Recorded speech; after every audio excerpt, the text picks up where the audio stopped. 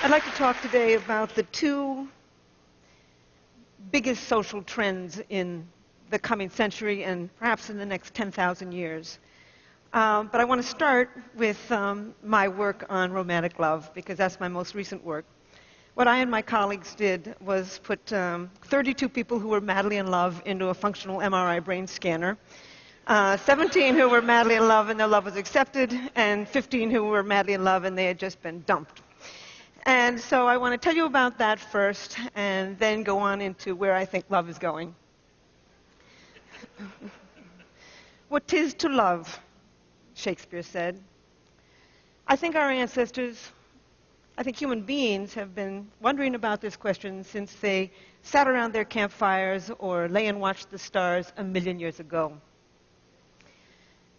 I started out by trying to figure out what romantic love was by looking at the last 45 years of research on just psychological research. And as it turns out, there's a very specific group of things that happen when you fall in love. The first thing that happens is what I call, a person begins to take on what I call special meaning.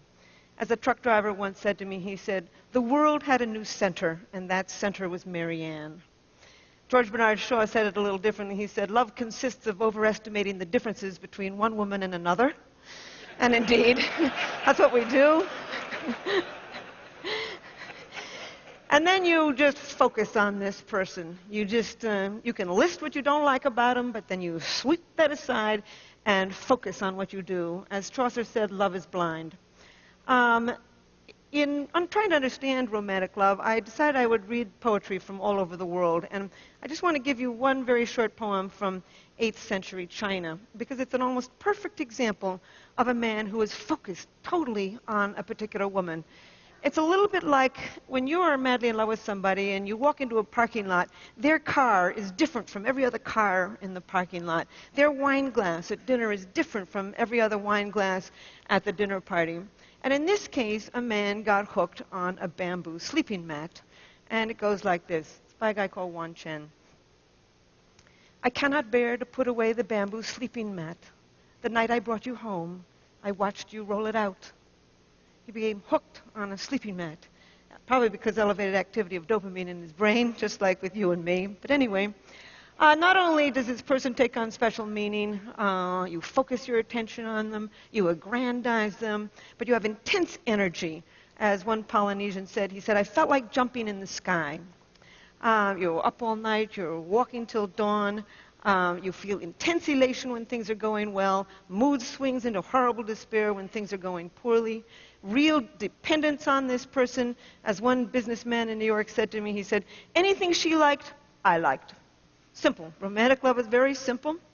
You become extremely sexually possessive. You know, if you're just sleeping with somebody casually, you don't really care if they're sleeping with somebody else. But the moment you fall in love, you become extremely sexually possessive of them. I think that is a Darwinian, there's a Darwinian purpose to this. The whole point of this is to pull two people together strongly enough to begin to rear babies as a team. But the main characteristics of romantic love are craving, an intense craving to be with a particular person, not just sexually, but emotionally. You'd much rather, it would be nice to go to bed with them, but you want them to call you on the telephone, to invite you out, etc., to tell you that they love you. The other main characteristic is motivation. The motor in the brain begins to crank, and you want this person. And last but not least, it is an obsession. When I put these people in the machine, before I put them in the MRI machine, I would ask them all kinds of questions. But my most important question was always the same. It was, what percentage of the day and night do you think about this person? And indeed, they would say, all day, all night. I can never stop thinking about him or her.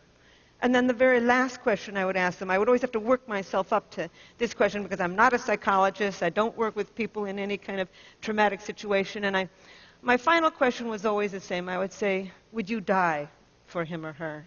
And indeed, these people would say yes, as if I had asked them to pass the salt. I was just staggered by it.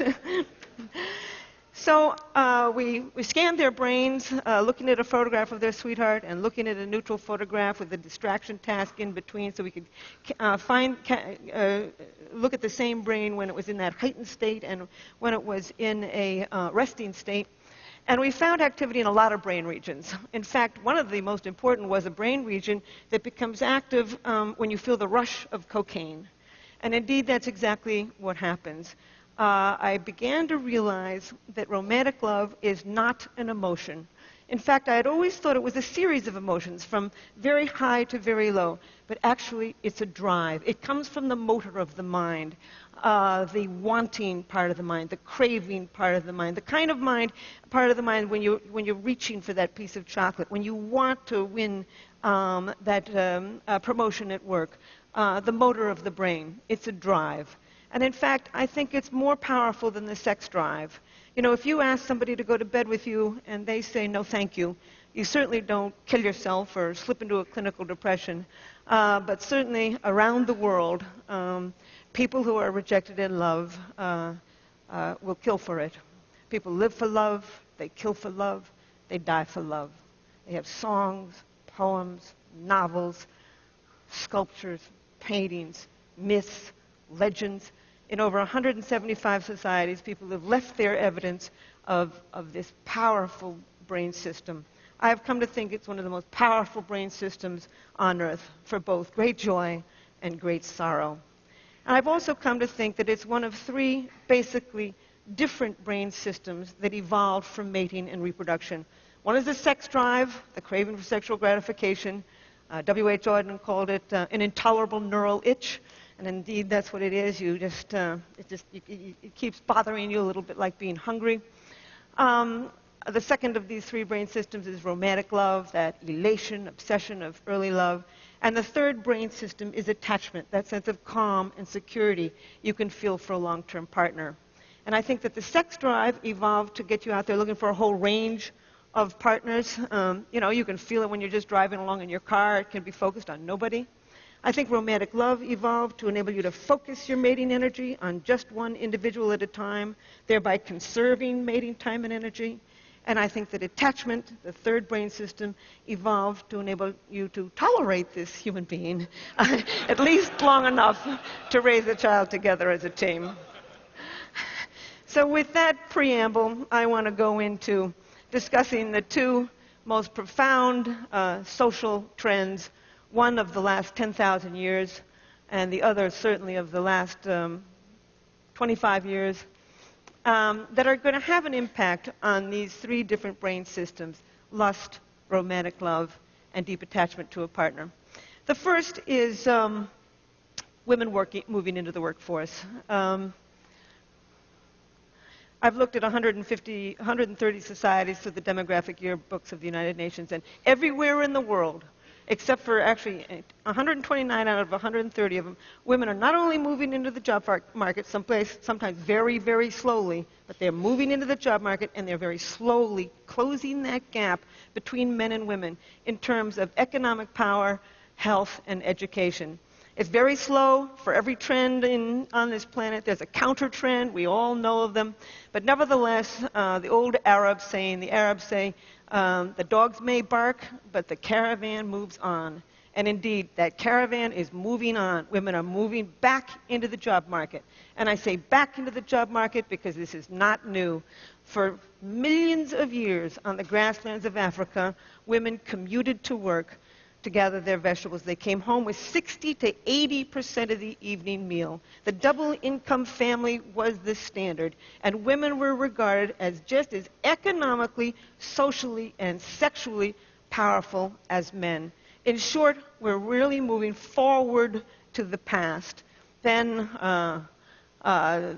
women's worst invention was the plow. With the beginning of plow agriculture, men's roles became extremely powerful. Women lost their ancient jobs as collectors, but then with the Industrial Revolution and the Post-Industrial Revolution, they're moving back into the job market. In short, they are acquiring the status that they had 1,000,000 years ago, 10,000 years ago, 100,000 years ago. We are seeing now one of the most remarkable traditions in the history of the human animal. And it's going to have an impact. I generally give a whole lecture on the impact of women on the business community. I'll only just say a couple things and then go on to sex and love. There's a lot of gender differences. Anybody who thinks men and women are alike simply never had a boy and a girl child. I don't know why it is that they want to think that men and women are alike. There's much we have in common, but there's a whole lot that we do not have in common. We are, in the words of Ted Hughes, I think that we were built to be, we're like 2 feet. We need each other to get ahead.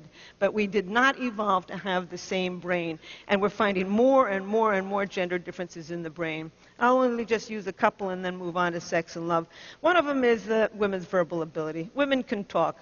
Women's ability to find the right word rapidly, basic articulation, goes up in the middle of the menstrual cycle when estrogen levels peak, but even at menstruation, they're better than the average man. Women can talk. They've been doing it for a million years. Words were women's tools. They held that baby in front of their face, cajoling it, reprimanding it, educating it with words. And indeed, they're becoming a very powerful force, even in places like India and Japan, where women are not moving rapidly into the regular job market. They are moving into journalism.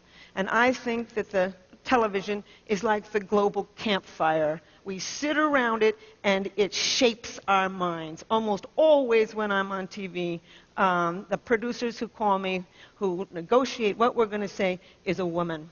In fact, Solzhenitsyn once said, to have a great writer is to have another government. Today, 54% of people who are writers in America are women. It's one of many, many characteristics that women have that they will bring into the job market. They've got incredible people skills, negotiating skills. They're highly imaginative. We now know the brain circuitry of imagination, of long-term planning. They tend to be web thinkers because the female parts of the brain are better connected. They tend to collect more pieces of data when they think, put them into more complex patterns, see more options and outcomes. They tend to be contextual, holistic thinkers, what I call web thinkers. Men tend to, and these are averages, tend to get rid of what they regard as extraneous, focus on what they do, and move in a more step-by-step thinking pattern. They're both perfectly good ways of thinking. We need both of them to get ahead. In fact, there's many more male geniuses in the world, and there's also many more male idiots in the world. When the male brain works well, it works extremely well. What I really think that we're doing is we're moving towards a collaborative society, a society in which the talents of both men are becoming understood and valued and employed. But in fact, women moving to the job market is having a huge impact on sex and romance and family life. Foremost, women are starting to express their sexuality. I'm always astonished when people come to me and say, why is it that men are so adulterous? And I say, well, why do you think more men are adulterous than women? Oh, well, men are more adulterous. And I say, well, who do you think these men are sleeping with? Basic math. Anyway, in the Western world, women start sooner at sex, have more partners, express less remorse for the partners that they do, marry later, have fewer children, leave bad marriages in order to get good ones. We are seeing the rise of female sexual expression. And indeed, once again, we're moving forward to the kind of sexual expression that we probably saw on the grasslands of Africa 1 million years ago, because this is the kind of sexual expression that we see in hunting and gathering societies today. We're also returning to an ancient form of marriage, equality. They're now saying that the 21st century is going to be the century of what they call the symmetrical marriage, or the peer marriage, or the companionate marriage. This is a marriage between equals, moving forward to a pattern that is highly compatible with the ancient human spirit. We're also seeing a rise of romantic love. 91% of American women and 86% of American men would not marry somebody who had every single quality they were looking for in a partner if they were not in love with that person. People around the world, in a study of 37 societies, want to be in love with the person that they marry. Indeed, arranged marriages are on their way off this braid of human life. I even think that marriages might even become more stable because of a second great world trend. The first one being women moving into the job market, the second one being the aging world population. They're now saying that in America, that middle age should be regarded as up to age 85. Because in that highest age category of 76 to 85, only as much as 40% of people have nothing really wrong with them. So we're seeing this a real extension of middle age. And I looked, for one of my books, I looked at divorce data in 58 societies. And as it turns out, the older you get, the less likely you are to divorce. So the divorce rate right now is stable in America, and it's actually beginning to decline. It may decline some more. I would even say that with Viagra, estrogen replacement, hip replacements, and the incredibly interesting women have never been as interesting as they are now. Not at any time on this planet have women been so educated, so interesting, so capable. And so I honestly think that if there really was ever a time in human evolution when we have the opportunity to make good marriages, that time is now. However, there's always kinds of complications in this.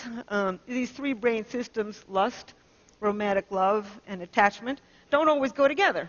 They can go together, by the way. That's why casual sex isn't so casual.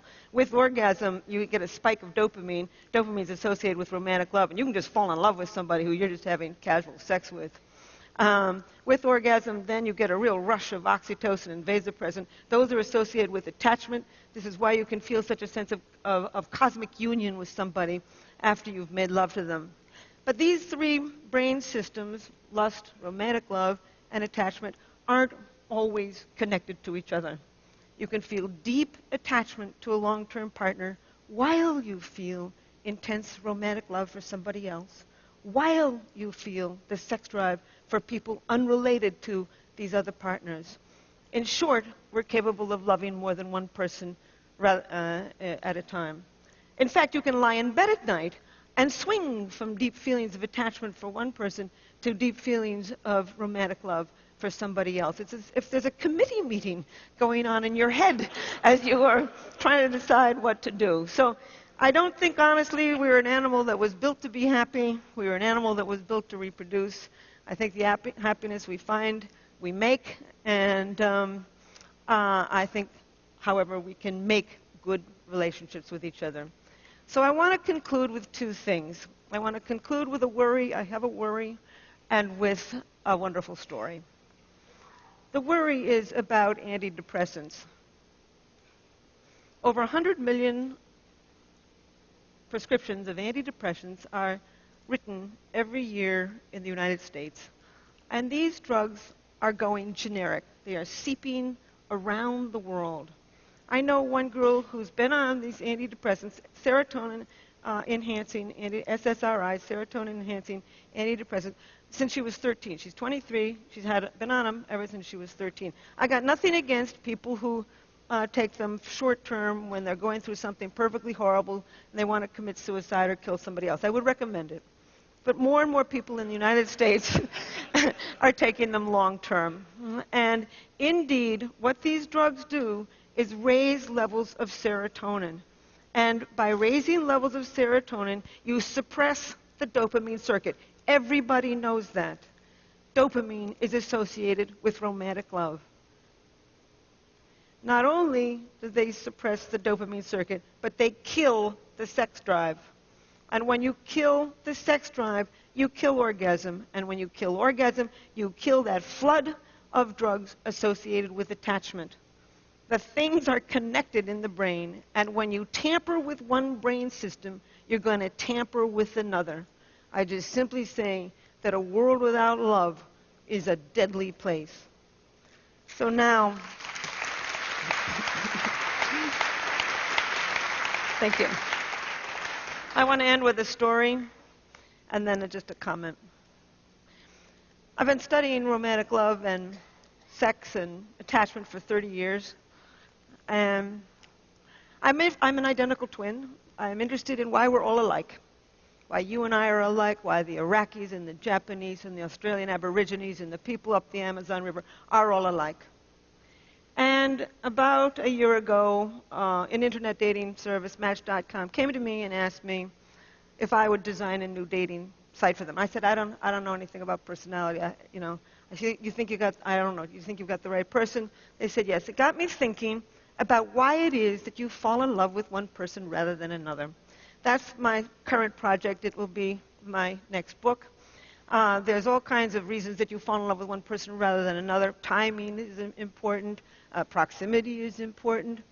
Mystery is important. You fall in love with somebody who's somewhat mysterious, in part because mystery elevates dopamine in the brain, probably pushes you over that threshold to fall in love. You fall in love with somebody who fits within what I call your love map, an unconscious list of traits that you build in childhood as you grow up. And I also think that you gravitate to certain people actually with somewhat complementary brain systems, and that's what I'm now contributing to this. But I want to tell you a story to illustrate, I've been carrying on here about the biology of love. I want to show you a little bit about the culture of it too, the magic of it. It's a story that was told to me by somebody who had heard it just from probably a true story. It was a graduate student I'm at Rutgers, and my two colleagues, Art Aaron is at SUNY Stony Brook. That's where we put our people in the MRI machine.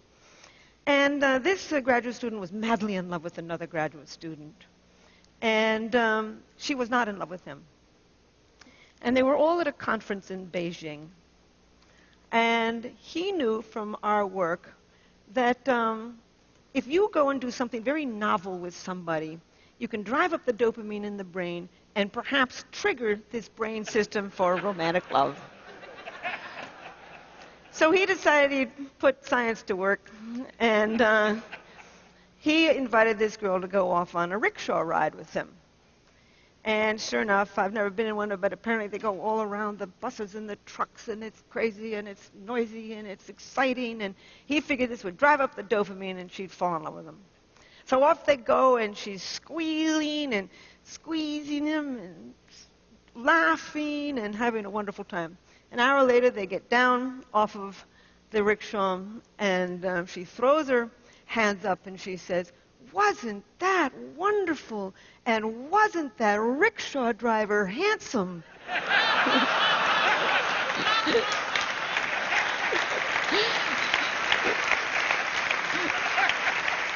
There's magic to love.